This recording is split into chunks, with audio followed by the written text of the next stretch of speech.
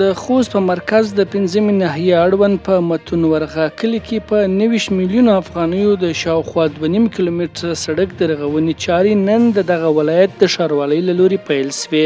د خوست ښاروال ویل دغه سړک لښتي او کانال تیر کال جوړ شوي او پر دې پروژې شاوخوا 90 میلیونه افغانۍ لګښت راځي چې په 6 میاشتو کې به بشپړ شي.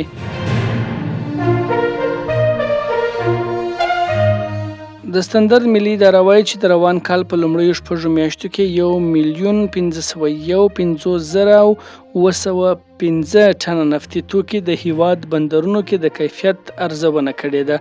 د ادارې په یوه خبرپاڼه کې ویلي چې په دې موده کې په ټولو بندرونو کې 46,953 تیل وړونکي ټانکرونه چې ټول ټال 1,515,915,588 ټنه کېږي د کیفیت ارزونه شوې ده.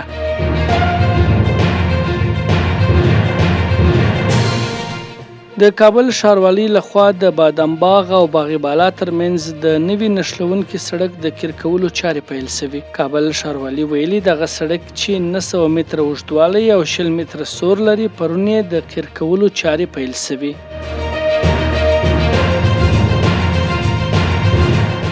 د تکواندو 2 افغان لوبغاړو د اسیا په آزادو سیالیو کې د سرو زرو مډالونه وګټل. د تکواندو فدراسیون چارواکي وایي د تکواندو د ملي لوبډلې کپتان محسن رضایي د پاکستان او سعودي عربستان 5 سیالانو ته په ماتې ورکولو سره د سرو زرو مډال وګټه او علي اکبر امیري هم خپل مصري او پاکستاني سیالانو ته په ماتې ورکولو سره د سرو زرو دویم د پاکستان په کوربتوب د نړۍ د درویش هیوادونو ترمنځ د G2 په نوم د اسیا د تکواندو ازیادي سیالۍ له 2 ورځو راهیسې په اسلام آباد کې پیل شوې دي.